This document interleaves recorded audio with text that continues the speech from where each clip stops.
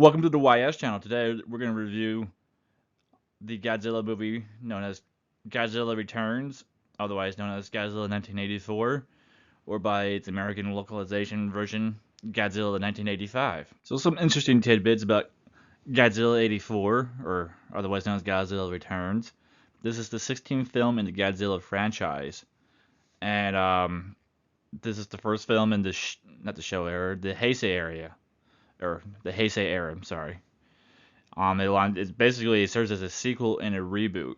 So it serves as a sequel to the original 1954, but at the same time it reboots the whole franchise. It ignores all of the sequels from the Showa period. So like Godzilla vs. Mothra, Godzilla vs. Monster X, you know, All Monsters Attack, all those Showa era sequels are effectively ignored, and this starts its own brand new continuity.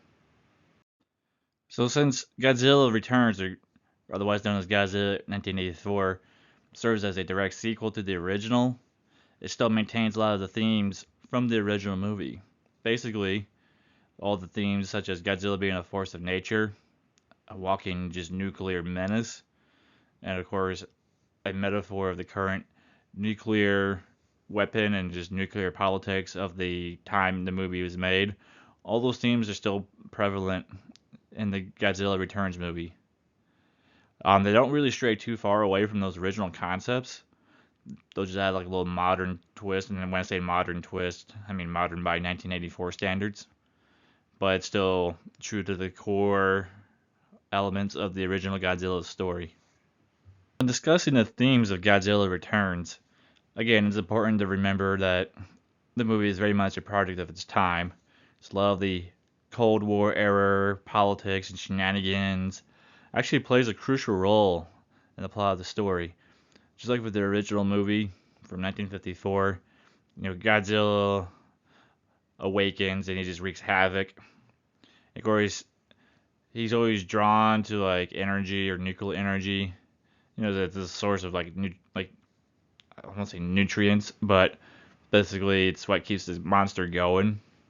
Now, in the original movie, the original Godzilla monster that we see is in fact a product of like nuclear testing and all that fun stuff. And whereas the one we see in Godzilla Returns, that's a different Godzilla monster. Again, even though it serves as a sequel, it ignores all the previous sequels, as I mentioned before. So like Godzilla Raids Again, Godzilla vs. King Kong, Godzilla vs. Mechagodzilla, all those movies, it was the same Godzilla monster. This movie ignores that, and this version is its own, basically its own character. So just some last tidbits before I actually jump into the meat and potatoes of this review here. So as I said before, Godzilla Returns is the birth of the Heisei era of the Godzilla franchise. And in my own personal opinion, this era of the Godzilla franchise is the most consistent. There's a cohesive story that's told throughout all the movies, starting with Godzilla Returns and concludes with Godzilla vs. Destroyer. I'm not saying all the movies during this period were masterpieces. Some of them were clunkers, but still overall, I mean, the design of the Godzilla monster, starting with Godzilla vs. Biollante, and then moving to the end of the era of Godzilla vs. Destroyer. And to me, that's like peak definitive like design of the Godzilla monster as a whole.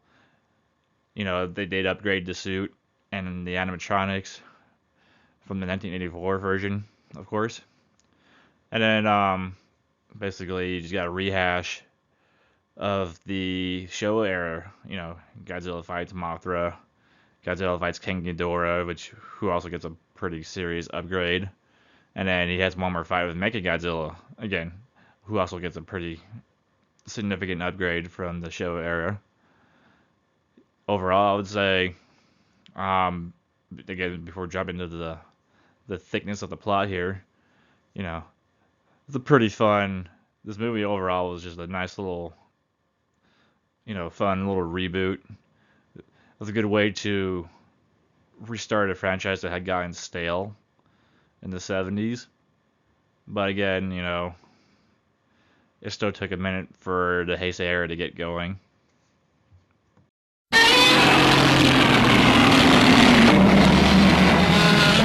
With this reboot of the Godzilla franchise, this version of the Godzilla monster is introduced to us in the storm, where he attacks a fishing vessel known as the Yahadamaru. And basically, during the storm, he attacks the vessel, he kills everybody on board, except for one individual, who barely survives the attack. And then he is later found by a reporter a few days after the attack by the name of Goromaki, who just happens to just be sailing down the area. Of course, he finds the vessel, and then he finds the lone survivor. And then basically he tries to give this guy aid. He figures out the story, listens to his story, and all that stuff. And then basically they get back to Tokyo, and the lone survivor is the one that's like, oh no, it was definitely a Godzilla that attacked us. And of course, being the reporter that he is, he writes the story about the new Godzilla. Again, as I said before, this is a sequel to the original. So the original Godzilla monster, was an infamy amongst the Japanese populace, right, in their memories. Of course, it was killed, but now there's a new one. And then basically the reporter guy, he visits Professor Hayashida. This guy, his parents, his family was killed in the original Godzilla attack. And of course, again, we get the whole backstory about what Godzilla is. As we already know, he's just a walking nuclear bomb that's just ready to explode on anything that pisses it off. But with that said, once this is all divulged, pretty much, we do get some of the Cold War era politics sprinkled in there. There's a Soviet crew out in the ocean that is destroyed. Again, they're on a submarine that's destroyed by Godzilla, but of course they try to blame it on the Americans, and they're trying to ramp up another fucking war, right? And the whole time it's like, no, it's fucking Godzilla, man. And of course the Japanese have to stop the little kids from squabbling, and they're like, oh no, it's Godzilla's the one that's responsible. And then both parties are like, what the fuck are you talking about? And then they provide the evidence, and then everyone's like, oh shit. And then where this movie kind of takes a bit of more of a sci-fi twist compared to the original. The Japanese JASDAF, which is their military or their air force, or the Japanese Defense Force, I should say.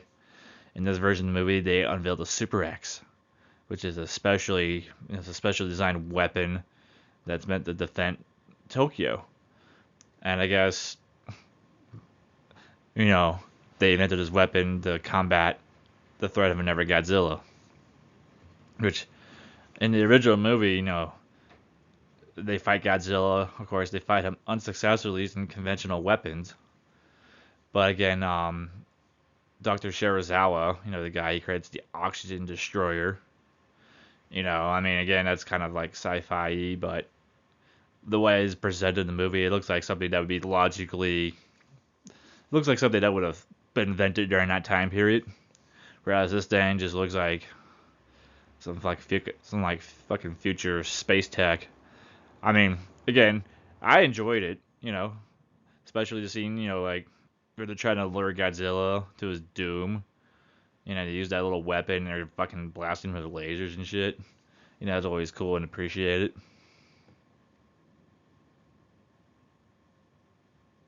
And then, I said it earlier during this whole video here, Godzilla feeds off nuclear power and radiation. Is that necessarily just a force of evil and destruction? It's just an animal that's just going off its natural instincts. But again, his natural instincts are deadly to Tokyo, so they got to find a way to stop him. And then during his attack on the nuclear facility, it's noticed that Godzilla is distracted by flock of birds, and then basically all the Japanese scientists and military they come to the conclusion that Godzilla has some like instinctive reaction to some kind of like homing signal kind of thing, just like what the birds do when they migrate or whatever. It's like they train like little carrier pigeons. It has like this built-in just ability to just hone in on whatever it is it's supposed to be going to and from. So they theorize, oh shit, Godzilla must have some kind of similar instinct. And then they develop a plan to basically kill the Godzilla monster by like manipulating this instinct of his. And basically, of course, their big giant plan is to lure the Godzilla monster to Mount Mihara, on one of the Japanese islands, drop in a volcano, make the volcano explode or erupt, thus sealing him inside the volcano and killing him. Yay.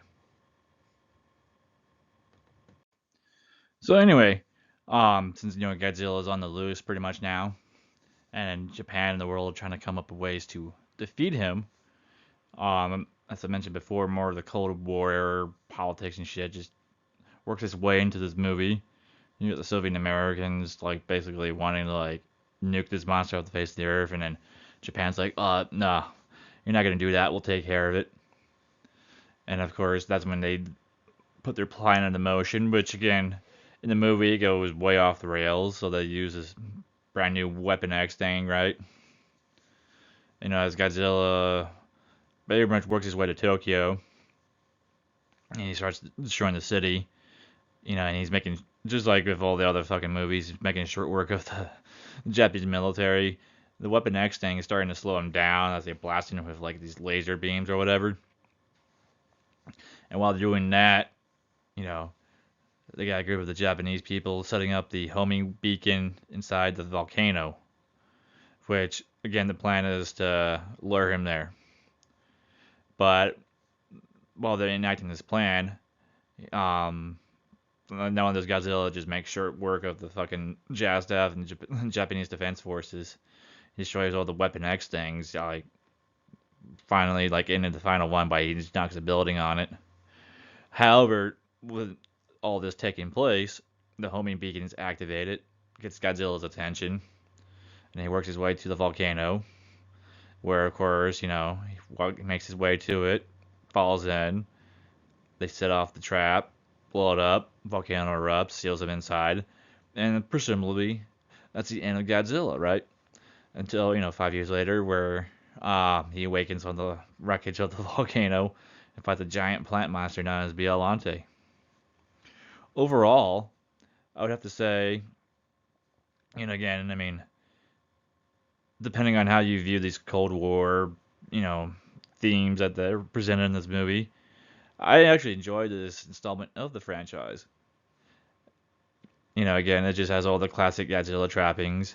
Because I prefer when they present him as like a force of nature instead of some like fucking goofy like force of protection like he was in the Shōwa era. I mean, again, some of that has to do with the limitations of the suitmation, as they call it, or just, filming a guy in a giant rubber suit, attacking puppets and other people in giant rubber suits. With the Heisei area, they're able to improve upon the presentation of the monsters in these suits and these puppets. It's still obvious what they are. And actually, I think they did a better job in the Heisei era than they did the Millennium era. And now with the current era, where it's either old puppets, occasional people in suits, and pretty much all digital, they've actually done a great job. But I'm getting too far off the point here. I mean, if I were to give this movie a rating, we have this little habit here of the YS channel to give shitty movies a rating of Golden Seagulls. I wouldn't give it any Golden Seagulls. It's actually, it's a pretty much by the numbers type movie. I mean, it's nothing spectacular. It fails to resonate in the way that the original does, but it's an enjoyable and watchable movie, especially if you're a fan of the Godzilla franchise. And I enjoyed it. And for those of you who are fans of kaiju movies and Godzilla in general, you definitely gotta go see Godzilla -1. With that said, thank you for sticking with the YS channel for this review. And until next time, people, thank you.